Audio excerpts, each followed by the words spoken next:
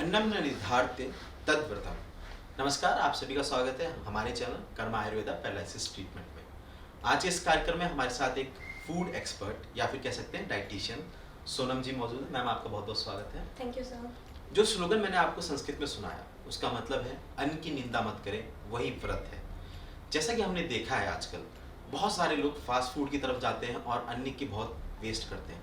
पर क्या आप जानते हैं अन्न ऐसी चीज़ है कि अगर आपको कोई भी बीमारी है तो उसको आप ठीक कर सकते हैं। अगर आपका खान पान सही है तो आप अपनी बीमारी की 90% तक उपचार कर सकते हैं। तो इसी के लिए हम बात करेंगे सोनम जी से कि पैरालिसिस के पेशेंट किस तरीके से तीनों टाइम की डाइट ले सकते हैं। मैम, सबसे पहला मेरा सवाल ये है कि पैरालिसिस पेशेंट को दिन में कितनी बार खाना खाना चाहिए?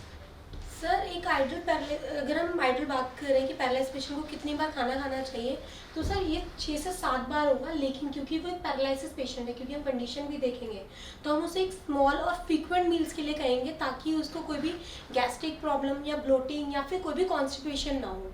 मतलब कि शॉर्ट इंटरवल में आप अपना खाना खाएं, जैसे एक साथ नहीं खाएं। बिल्कुल। मतलब दो दो चपाती आप लेकिन शॉर्ट शॉर्ट। तो स्टार्ट करेंगे ब्रेकफास्ट से। सबसे पहले आपने बता दिया कि कैसे आप शॉर्ट टर्म में ले सकते हैं अपना। तो स्टार्ट करते हैं दिन की शुरुआत से ब्रेकफास्ट कितना इंपॉर्टेंट है पैरालिसिस पेशेंट के लिए और कौन से चीज़ें हमें ब्रेकफास्ट में लेनी चाहिए? सर नॉर्मल पर्सन के लिए भी ब्रेकफास्ट उसकी पूरी दिनचर्या का सबसे मेन सोर्स होता है, क्योंकि हमारे पूरे दिन की एनर्जी जो रहती है वो हमारे ब्रेकफास्ट पे डिपेंड करती है। और वो तो एक पैरालिसिस का पेशेंट है, उसकी बॉडी को और ज़्यादा नीड है एक एनर्जी की। तो एक पैरालिसिस पेशेंट के लिए आइडल जो ब्रेकफास्ट होगा वो हाई फाइबर रिच ब्रेकफास्ट होगा। तो हम ट्राई करेंगे कि जब भी हम ब्रेकफास्ट दें एक पैरालिसिस पेशेंट को तो वो हाई फाइबर रिच हो, जिसमें हमारा वेजिटेबल दलिया है, ओट्स है, कॉर्नफ्लेक्स है, मूसली है, या फिर हम बेसन की कोई प्रोडक्ट ले सकते हैं, जैसे कि हमारे बेसन का कोई चीली है, खांडवी है या ढोकला। ये और चीज़ें कौन सी अवॉइड करनी चाहिए हमें मॉर्निंग में? सर ऑयली, क्योंकि पेशेंट काफ़ी सारे ऐसे होते हैं जो नाश्ते में पराठे खाते हैं या फिर डीप फ्राइड कोई पकौड़े खाते हैं। ये सारी चीज़ें हमें सबसे पहले अवॉइड करनी चाहिए। ज़्यादा मसाले हमें सबसे पहले सुबह सुबह अवॉइड करने चाहिए। जितना लाइट और जितना फाइबर रिच हमारा ब्रेकफास्ट होगा सर, हमारे दिन उतना ही अच्छा बीतेगा, हमारा दिन उतना ही ज़्यादा एनर्जेटिक रहेगा। जैसे बहुत सारे लोग ऑप्शन लेके चलते हैं जूस या फिर टी। तो पैरालिसिस के पेशेंट जूस लेना ज़्यादा प्रेफर करें या फिर टी पीना प्रेफर करें मॉर्निंग में? सर मेरे ख्याल से जूस, क्योंकि टी जो है हमें गैस्ट्रिक करती है, ठीक है, हमारी सेहत के लिए अच्छी नहीं होती। Once a day tea is sufficient, क्योंकि हम इंडियंस हैं, हम आदी हैं टी के, ठीक है। Once a day sufficient, but उसके ज़्यादा अगर आप कुछ ले रहे हैं तो कोकोनट वाटर, जूस या फिर कोई और लिक्विड आप लीजिए उसकी जगह। मैम, आपने बहुत अच्छे तरीके से समझाया ब्रेकफास्ट किस तरह कर सकते हैं। अब हम चलते हैं कि लंच में क्या ले सकते हैं। जैसे लंच में बहुत सारे लोग नॉन वेज लेना पसंद करते हैं, कुछ लोग वेज लेना पसंद करते हैं। तो बेसिकली पैरालिसिस पेशेंट के लिए कौन सी चीज़ ज़्यादा बेहतर होगी कि वो नॉन वेज लें, मीट लें या फ्रूट लें? किस तरीके से उनको अपना लंच लेना चाहिए? सर ये फूड हैबिट्स पे डिपेंड करता है। अगर पेशेंट नॉन वेजिटेरियन है तो वो नॉन वेज ले सकता है, जैसे चिकन है हमारा या एग वाइट है, वो दोनों चीज़ें ले सकते हैं। बट क्योंकि उसमें अपना खुद का भी एक्सेस ऑयल काफ़ी ज़्यादा होता है, तो पेशेंट ट्राई करे कि उसमें अलग से कोई ऑयल ना डाले, या तो वो रोस्टेड ले, स्टीम ले या लेस ऑयल में बनाए हुए ले। अगर वो मतलब कि बॉइल्ड आप ले सकते हैं? बिल्कुल बॉइल्ड या रोस्टेड, मतलब उसमें ऑयल ज़्यादा आप एक्स्ट्रा ना ऐड? बिल्कुल, ठीक है। और अगर वेजिटेबल्स की वेज ऑप्शंस की हम बात करें तो वो वेजिटेबल दलिया ले सकता है, उपमा ले सकता है हमारे, या फिर दाल राइस ले सकता है, या प्लेन वेजिटेबल के साथ प्लेन चपाती कंज्यूम कर सकता है पेशेंट। जैसे वेजिटेबल बनाते हैं हम लंच में, तो बहुत सारी वेजिटेबल ऐसी होती है जो गैस्ट्रिक करती है, जिसको हम बाई भी बोलते हैं हिंदी में, बाई करती है। तो ऐसी कौन सी वेजिटेबल है जो पैरालिसिस के पेशेंट को बिल्कुल ही अवॉइड करनी चाहिए?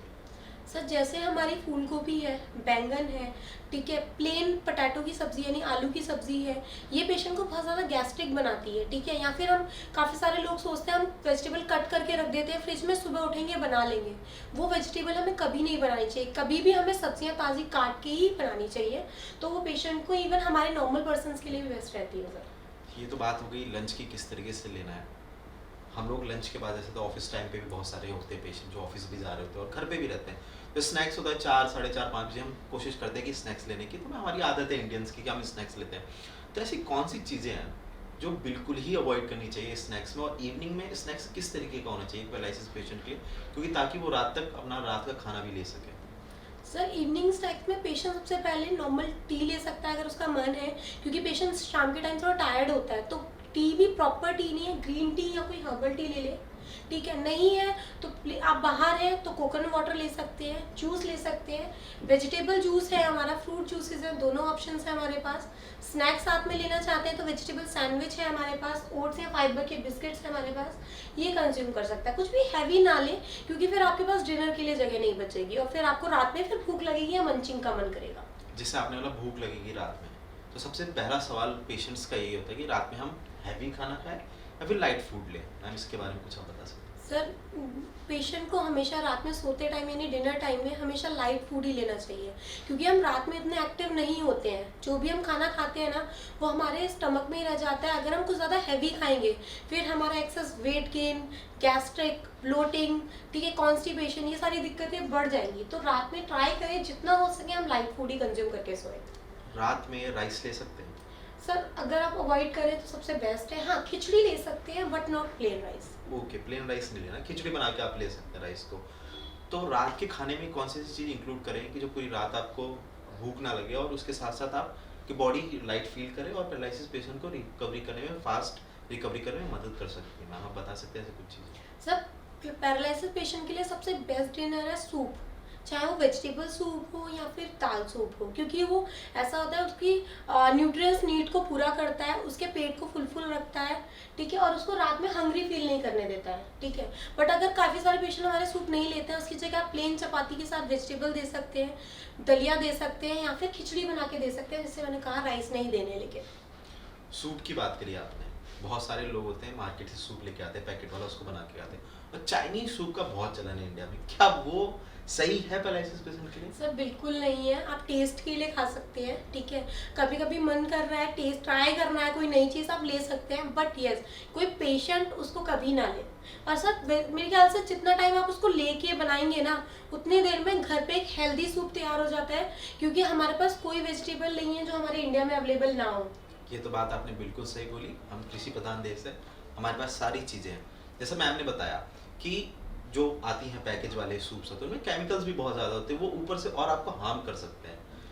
मैम ये तो सारी बातें हो गई, मेन चीज़ ये है फ्रूट सबसे ज़्यादा इंपॉर्टेंट होता है किसी भी डाइट में। तो पैरालिसिस के पेशेंट फूड कौन सा ले सकते हैं, और उसके साथ साथ आप मेरे को ये बताइए क्या मिल्क या बटर मिल्क भी ले सकते हैं पैरालिसिस के पेशेंट? सर पहली बात हम फ्रूट्स की करते हैं। फ्रूट्स में सर ट्रीटमेंट के दौरान साइट्रस फ्रूट सारे बंद रहेंगे। पैरालाइज पेशेंट को अगर साइट्रस फ्रूट्स हम देते हैं तो उनकी मेडिकेशन के साथ ठीक नहीं होता है वो, ठीक है। साइट्रस फ्रूट्स में हमारा ऑरेंज है, पोमोग्रेनेट है, ठीक है, ये सारी चीज़ें बंद रहेंगी। नॉर्मल फ्रूट सारे खाइए, एप्पल खाइए, बनाना, वाटरमेलन, मस्क मेलन, पीर, प्लम सब खा सकते हैं। सीजनल फूड तो सबसे बेस्ट? सीजनल फ्रूट तो सर बेस्ट है, उनके तो बराबरी नहीं है कभी भी, ठीक है। बट अब ये हो गया है कि सब कुछ मिलने लग गया हर सीजन में, तो लोग अपने टेस्ट के हिसाब से ट्राई करते हैं। पर कोशिश करके सीजनल फूड लेने की, और सिट्रिक फूड मतलब खट्टे फूड आप अवॉइड करें। पर खट्टे फूड में आंवला भी आ जाता है मैम, वो ले सकते हैं? नहीं सर, आंवला नहीं ले सकते हैं, बट क्योंकि हम लोग अपनी डाइट से आंवला निकाल ही दिया हम लोगों ने। अगर हम मुरब्बे के रूप में भी लेते हैं ना, तो हाफ बाइट या ज़रा सा टुकड़ा, उससे कोई फर्क नहीं पड़ता है। पहले के टाइम में होता था कि हम जूस बना के ले रहे हैं तो उसमें 2 से 3 आंवले हम ले भी लेते थे, बट अगर हम आधा या ज़रा सी फाक ले रहे हैं तो उससे कोई प्रॉब्लम नहीं आती है। मैम जैसे कि आपने हमें बताया, बहुत अच्छे तरीके से आपने बताया कि किस तरीके से पैरालिसिस पेशेंट अपना खाना खा सकते हैं। मैम आखिर में चलते समय आपसे एक लास्ट सवाल पूछूंगा कि कर्मा आयुर्वेदा में किस तरीके से आप लोग डाइटिशियन और डॉक्टर किस तरीके से उपचार देते हैं? आप थोड़ा बता सकते हैं आयुर्वेदिक उपचार के बारे में? सर आप कर्मा आयुर्वेदा में पैरालिसिस पेशेंट का बहुत अच्छे से ट्रीटमेंट, क्योंकि हम सर नेचुरोपैथी यानी आयुर्वेदा के थ्रू पेशेंट का उपचार करते हैं, ठीक है। हमारी बहुत सारी थेरेपीज हैं जो पेशेंट को दी जाती है फॉर बेटर रिजल्ट्स, ठीक है। हमारी मेडिकेशन है जिसमें बहुत सारे पेशेंट को रिजल्ट देखने को मिला है। हाँ, अगर आप इन फ्यूचर हमारे साथ अपना मेडिकेशन या फिर हमारे साथ अपना ट्रीटमेंट देख रहे हैं तो प्लीज़ आपका मोस्ट वेलकम है, और हम अपनी तरफ से बेहतर इलाज देने की कोशिश करते हैं पेशेंट्स को। जैसे मैम ने बताया कि कर्मा आयुर्वेदा में बेहतरीन इलाज मिलता है। अगर आपको कर्मा आयुर्वेदा से पैरालिसिस का इलाज या फिर किसी भी चीज़ का इलाज चाहिए तो आप नीचे दिए गए नंबर पर संपर्क कर सकते हैं। आज के कार्यक्रम में इतना ही। मैं आप सभी से इजाजत चाहता हूँ। हमारे कार्यक्रम को देखिए, अधिक लोगों तक पहुँचाएं ताकि सबको फायदा हो। इसी के साथ नमस्कार।